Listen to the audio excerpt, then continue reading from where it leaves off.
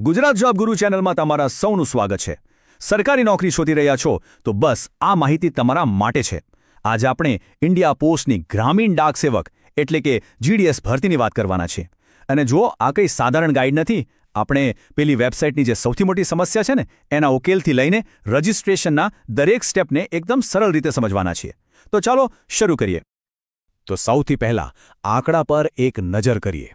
સમગ્ર ભારતમાં 28,740થી પણ વધુ જગ્યાઓ। અરે વાહ, આ માત્ર એક આંકડો નથી, પણ હજારો લોકો માટે સરકારી નોકરી મેળવવાની એક જબરજસ્ત તક છે। ઓકે, તો આપણે આખી પ્રક્રિયાને એકદમ સ્ટેપ બાય સ્ટેપ સમજવાના છીએ। આપણે જોઈશું કે આ તક ખરેખર કેટલી મોટી છે, પછી કોણ અરજી કરી શકે છે, પગાર અને બીજા લાભો શું છે, અને સૌથી અગત્યનું પેલી વેબસાઇટની સમસ્યાનો ઉકેલ શું છે, અને પછી રજિસ્ટ્રેશન કેવી રીતે કરવું અને આગળ શું, બધું જ ક્લિયર થઈ જશે। બસ જોતા રહો। સારું, તો સૌથી પહેલો સવાલ, આટલી મોટી ભરતીમાં કયા કયા પદ માટે જગ્યાઓ છે? ચાલો આપણા પહેલા વિભાગમાં એ જ જાણીએ। જુઓ, આ ભરતીમાં મુખ્યત્વે 3 પ્રકારના પદ છે।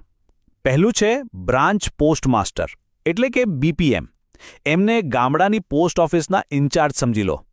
બીજું છે આસિસ્ટન્ટ બ્રાન્ચ પોસ્ટ માસ્ટર એટલે કે એબીપીએમ, જે ટપાલ વહેંચવામાં અને પૈસાની લેવડ-દેવડમાં મદદ કરે છે। અને ત્રીજું છે ડાક સેવક, જે ઘરે ઘરે જઈને ટપાલ અને બીજી સેવાઓ પહોંચાડવાનું કામ કરે છે।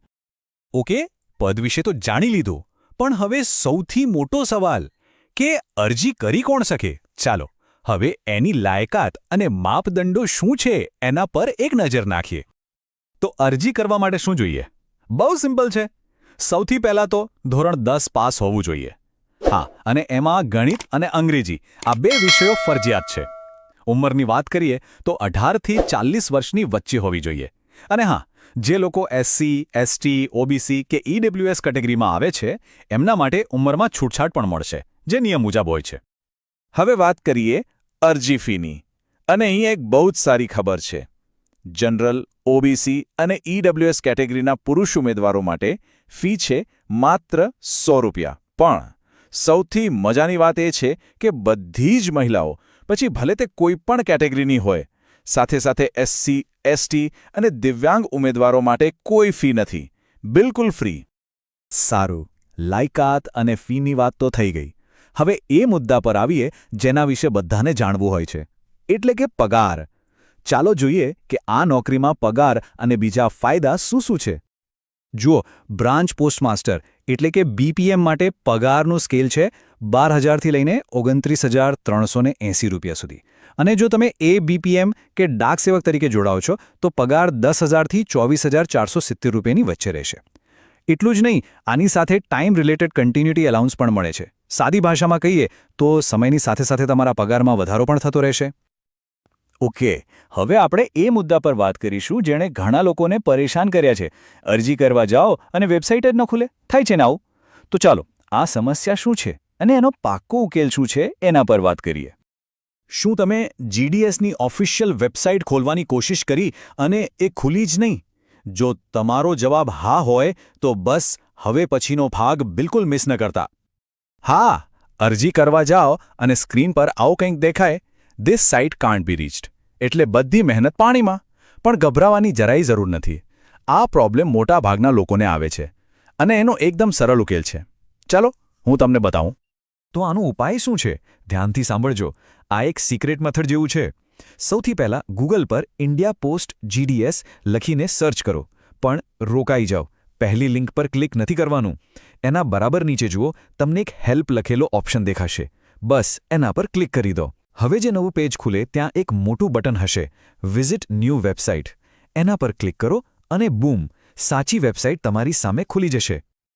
ચલો, વેબસાઇટની સમસ્યા તો હવે દૂર થઈ ગઈ। તો હવે આપણે આગળ વધીએ અને રજિસ્ટ્રેશનનો જે પહેલો તબક્કો છે એની સ્ટેપ બાય સ્ટેપ પ્રોસેસ સમજી લઈએ। વેબસાઇટ ખુલી જાય એટલે સૌથી પહેલાં ન્યૂ કેન્ડિડેટ રજિસ્ટ્રેશન લખેલું દેખાશે, એના પર ક્લિક કરો। અહીં તમારે તમારો મોબાઈલ નંબર અને ઈમેલ આઈડી નાખવાનો છે। ધ્યાન રાખજો, બંને પર અલગ અલગ ઓટીપી આવશે અને બંનેને વેરીફાઈ કરવા ખૂબ જ જરૂરી છે। એકવાર ઓટીપી વેરીફાઈ થઈ જાય પછી તમારે તમારી અંગત વિગતો ભરવાની છે, જેમ કે તમારું નામ, માતા પિતાનું નામ, જન્મ તારીખ અને તમારી કેટેગરી.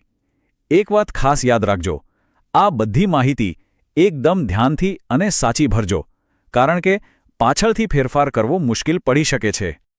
બધી વિગતો ભરીને જેવું તમે સબમિટ કરશો તરત જ સ્ક્રીન પર તમને એક યુનિક રજિસ્ટ્રેશન નંબર મળશે. આ નંબર ખૂબ જ અગત્યનો છે. તરત જ એનો સ્ક્રીનશોટ લઈ લો અથવા કોઈ ડાયરીમાં લખી લો. ભૂલતા નહીં, કારણ કે આગળની આખી પ્રોસેસમાં આ નંબર વગર કામ નહીં ચાલે. ઓકે, તો રજિસ્ટ્રેશન તો થઈ ગયું, તમારો રજિસ્ટ્રેશન નંબર પણ મળી ગયો. પણ હવે આગળ શું? ચાલો હવે એ જોઈએ કે અરજી પ્રક્રિયામાં આગળના સ્ટેપ્સ ક્યાં છે અને કઈ તારીખો યાદ રાખવાની છે. આ તારીખો તમારા કેલેન્ડરમાં માર્ક કરી લેજો. રજિસ્ટ્રેશન એટલે કે ફેઝ 1 એ ચાલશે 31 જાન્યુઆરીથી 14 ફેબ્રુઆરી સુધી. પછી જે મુખ્ય ફોર્મ ભરવાનો છે એટલે કે ફેઝ 2 એ શરૂ થશે 2 ફેબ્રુઆરીથી અને 16 ફેબ્રુઆરી સુધી ચાલશે. અને હા, કદાચ કોઈ ભૂલ થઈ જાય તો ચિંતા નહીં, 18 અને 19 ફેબ્રુઆરીએ ફોર્મમાં સુધારા કરવાનો મોકો પણ મળશે. તો જેમ મેં કહ્યું, આખી પ્રોસેસ 2 ભાગમાં છે. અત્યારે જે ચાલી રહ્યું છે એ છે ફેઝ 1 એટલે કે ખાલી રજિસ્ટ્રેશન. જે અસલી કામ છે એટલે કે ડિટેલમાં ફોર્મ ભરવું અને ડોક્યુમેન્ટ્સ અપલોડ કરવા એ બધું ફેઝ 2માં આવશે, જે 2 ફેબ્રુઆરીથી શરૂ થશે. તો 2 ફેબ્રુઆરી આવે એ પહેલાં થોડી તૈયારી કરી રાખજો. કયા ડોક્યુમેન્ટ્સ તૈયાર રાખવાના છે? એક લિસ્ટ બનાવી લો. તમારો પાસપોર્ટ સાઇઝનો ફોટો, તમારી સહીનો ફોટો, ધોરણ 10ની માર્કશીટ, જો લાગુ પડતું હોય તો જાતિનું પ્રમાણપત્ર, અને હા, આધાર કાર્ડ સાથે લિંક થયેલો મોબાઈલ નંબર. આ બધું રેડી હશે તો ફોર્મ ભરવામાં બહુ સરળતા રહેશે. તો બસ, આ ભરતીમાં સફળતા મળે એ માટે તમને સૌને ખૂબ શુભેચ્છાઓ. આજે જ રજીસ્ટર કરીને તમારી સફર શરૂ કરી દો. અને જતા પહેલા એક સવાલ સાથે તમને છોડી જાઉં છું.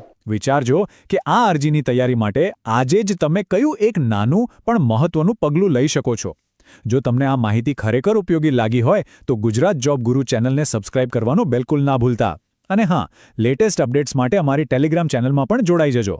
તમારા મનમાં કોઈ પણ સવાલ હોય તો નીચે કોમેન્ટમાં જરૂર પૂછજો. અમે જવાબ આપવાની પૂરી કોશિશ કરીશું. ખૂબ આભાર.